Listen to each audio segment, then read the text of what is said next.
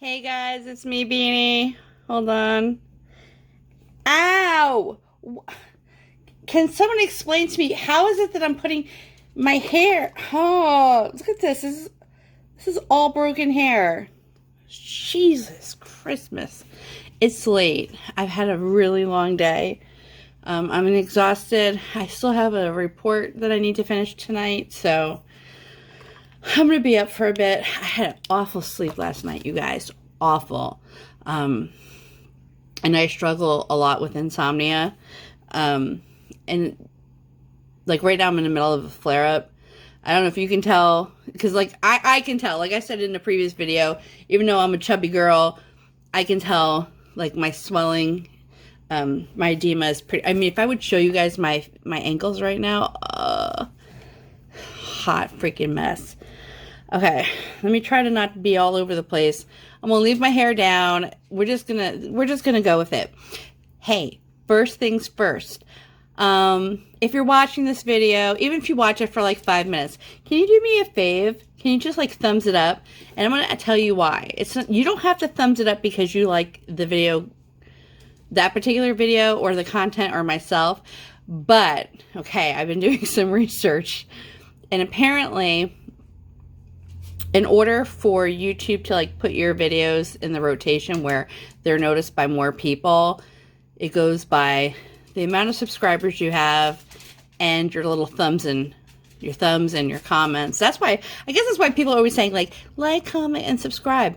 All I'm saying is like, really, the goal of my channel is I'm hoping that I can help at least even just one person.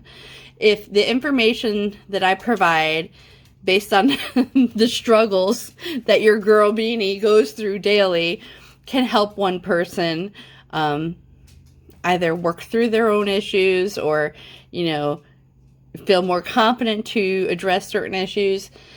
I want to be able to do that, and you can help that by just like thumbsing up. You know, you don't have to thumbs up because you like me, but thumbs up because maybe somebody else will like me, but they won't get to know if they like me if YouTube doesn't put me in the rotation. So that's that. Okay, enough of me begging for a thumbs up. It's so sad. But really, I mean, that's the truth. I want to be able to, you know, help, like I said, even if it's just one person. And that's really been in my heart lately. You know, I normally do community service, you know, every year. I you know, will do something. The last couple of years has been community service with like local animal shelters. I've said in a previous video, I'm pretty creative. I do a lot of sewing, you know, quilting, clothing. You know, I do it all. You know, that's part of my creative brain. And I will sew pet beds and then donate them to the local shelter in my town, who then shares them with other local shelters. And it's been great because I have a shit ton of fabric. And, you know, year after year when I go to drop off a new batch of, you know, slings and cat beds and dog beds, and when I see my previous beds in the cages and in the kennels being used, like, that's fantastic. Lately, I've been really, like, it's been heavy in my heart to, you know, be out there with our homeless. I don't really know much about the homeless situation in the area that I live now versus of when I lived up north. But it just really has been in my heart for the last couple of months where I feel like I need to, you know, if it's not making, you know, little disposable lady products or, you know, like non-disposable lady products for the ladies, or I haven't figured out what it is yet. I haven't had, you know, not time, but I haven't figured out where I can, you know, give myself. But it's really been in my heart that I need to do that.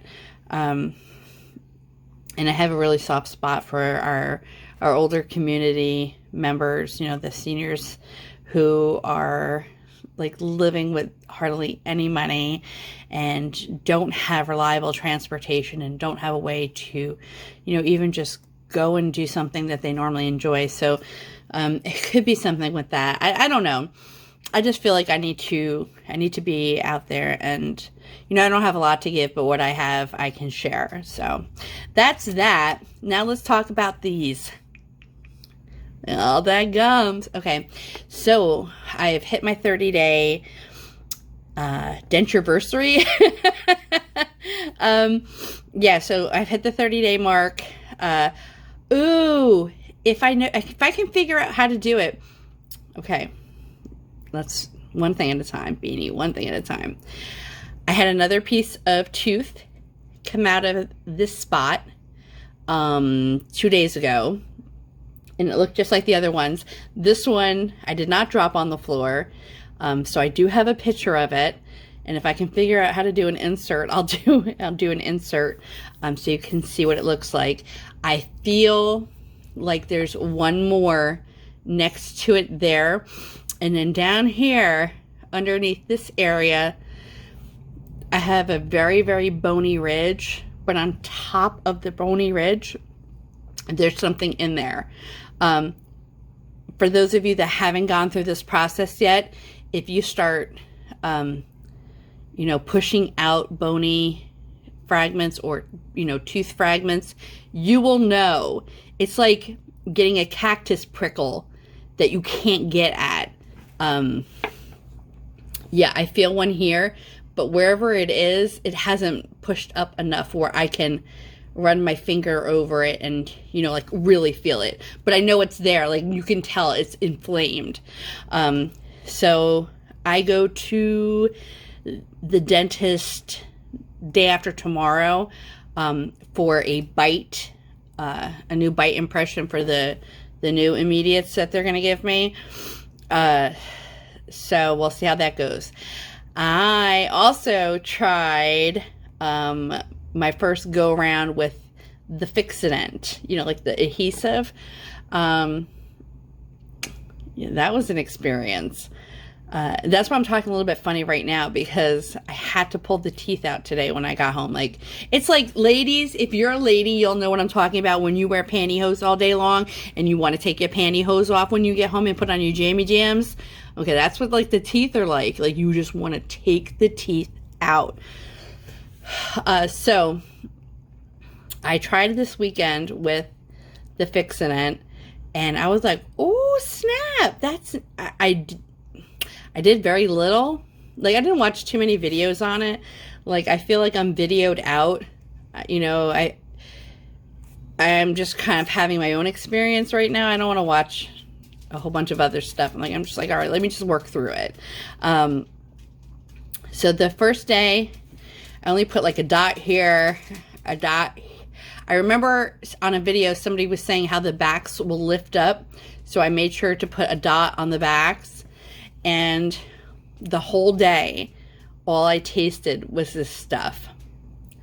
And I'm thinking to myself, like, this can't be good. Like, this can't be healthy to have these chemicals, like, leaching into my body all day long for hours on end.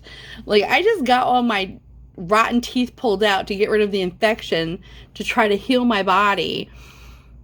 And now I'm tasting this garbage. Sorry. I had some lippy lips. Okay. So that was really gross. And then anything, like if I was drinking water or whatever, everything just tasted like this stuff. And I'm like, oh my God, this stuff is rancid. And since I didn't put a lot, the hold was moderate, but you know, it was okay. I didn't put any on the top because I'm like, oh, my tops don't move. Yeah, it got a little wiggle, but I'm like, oh, I can chew with these. So I'm like, okay, it's my 30 days, and I'm going to try my first meal with tops and bottoms in. Now, keep in mind, guys, I haven't had a full mouth of teeth, like a full mouth, for 20 years. 20 years. I mean, I lost my first tooth, which is right here, when I was 24. And then I had to get several down here capped. But then, you know, like, so I didn't really lose them. But I did start losing teeth at 24. And then by the time I was in my 30s, that's when they really started, you know. I don't even remember what it felt like to have a full mouth of teeth. So there are a lot of behaviors that I have adapted over the years that I now have to, in my old age, undo just to, acclimate to having these teeth in my mouth. So my first test with teeth was I had a soft taco. Because, man, I love the taco. I love it. Okay? And you're not going to make me feel bad about it. So, at first, I tore the taco pieces and I started to chew. And I don't know if the teeth are too close to... I mean, I have a pretty small mouth.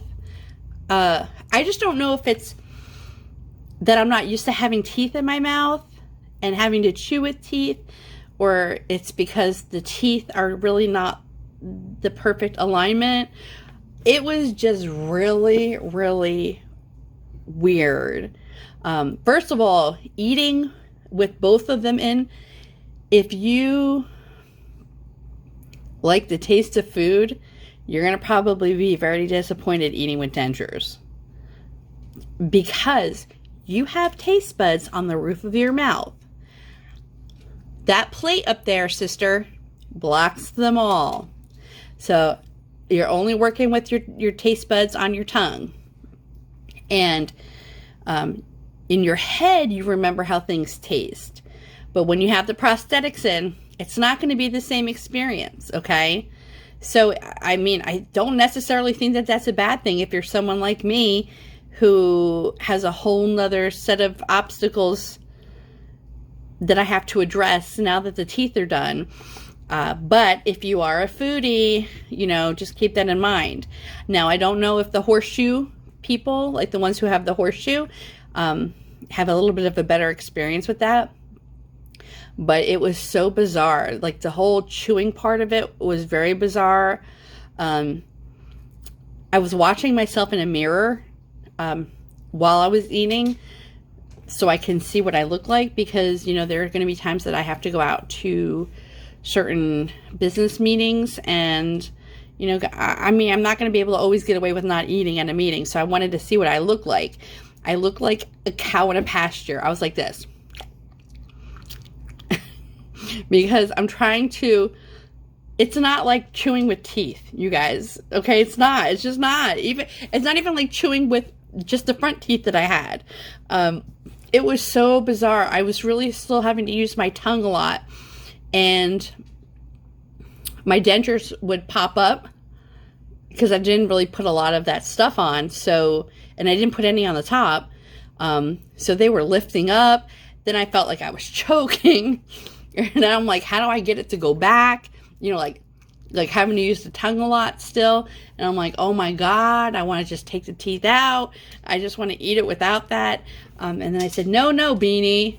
All right, you got to figure this shit out. You have to learn how to eat with it, at least for when you're in public. And, it was very frustrating. It was exciting, but frustrating at the same time. Also, even though the gums had the adhesive in it, they were not completely stationary. So every time you're masticating, they were popping up and down like a lowrider. And I was getting rub spots. I have one spot on the inside back here. Oh, if I wasn't getting new immediates, I would have them shave this thing down. But, since I know I'm getting new immediates in a couple of weeks, I'm not going to mess with these ones. So after that one taco, which took me, no shit, 20 minutes to eat one soft taco from Taco Bell, I was like, yep, I'm done. And again, for me, it's not a bad thing. It's not a bad thing for me to have to slow down and give my body a chance to actually allow the saliva in my mouth to break down the foods. It's not a bad thing. It's just something new and it's different and I'm not used to it, so it was uncomfortable. I tried again today. I had a friend of a coworker of mine, I had to go into the office today. So a coworker, they mentioned they were going out to eat, and I'm like, oh, you know, maybe I'll go to Arby's real quick. And I did, and I did not want to go to fast food, but you know what? I wasn't expecting to go into the office today. I didn't bring anything with me other than applesauce, and my blood sugar was dropping. So listen, I'm not making excuses. I went to the Arby's. So I tried to pick the thing that I thought was going to be the softest, which was the Reuben sandwich. And I figured, okay, I can eat the bread by itself and I can pull little pieces of the meat apart. And it took me 40 minutes to eat half of a Reuben sandwich. 40 minutes. 40 minutes. And the soda that, you know, comes with the meal, I was going to give the coworker of mine the fries, so I wasn't going to eat the fries. The soda must have been like at the end of the soda batch. It was just seltzer water, or there was no soda on it. And I said, see, that's the universe telling Beanie, bitch, you have no business being here. But I was hungry. So anyways, it don't matter. It took me 40 minutes to eat half of a Reuben sandwich at Arby's. And I was able to bite a little bit. But I gotta tell you, like now, oh, I have this pain that's going up the back of my ear. My jaws is so tired from like the chewing. Like I'm like, man, like when am I going to be done chewing this little piece of roast beef? No, it's not roast beef. It's corned beef on the, yeah, it was the corned beef. The Reuben, right? Yeah, corned beef. Okay. It's late and I'm freaking delirious. I don't know what I'm saying, but it was corned beef. It took me 40 minutes to eat half a sandwich, and then I gave up. Like, I was like, okay, yeah, I'm so done. And again, it's not necessarily a bad thing. I mean, it's making me have to really evaluate what I'm eating. But my dreams of having a salad, which I miss salad so much, I don't know. It's got me really thinking about the people who have the implants and how the implant kind of sits a little bit up off the gum. Like, I don't know. They may have it, what's going on, because like here, there's nothing fun about chewing with the dentures. I'm going to keep plugging away at it. I'm going to keep trying, but I don't know. It's a struggle, and the struggle's real. Last bit of update is my breath. You guys, you know what I realized the other day? It was, it was the same day that I had the taco. And I said, my bad breath is gone. Like, that was something that has plagued me for so long.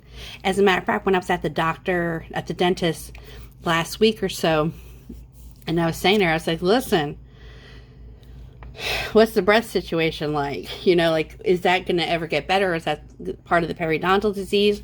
She's like, girl, get in there with that tongue scrapey scrape and use mouthwash and scrub. And that's what I do. Like, I scrub the hell. Now, I did have a little bit of bleeding where the one irritation is right here. And had a little bit of bleeding over here where that one piece is poking out. But before, when I used to brush my teeth, I mean, I'm talking blood, just a lot of blood. I'm sorry if it's too graphic, but I used to spit a lot of blood. Like, I used to have so much blood coming out of my mouth. That is not the case anymore. It's minimal blood.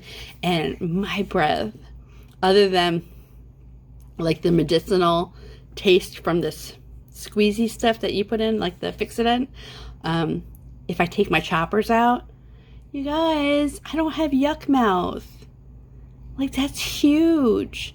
Like, that's huge that I don't have to worry about people thinking like I've got a corpse somewhere in my mouth region. That's freaking huge, and that's something I'm so grateful for.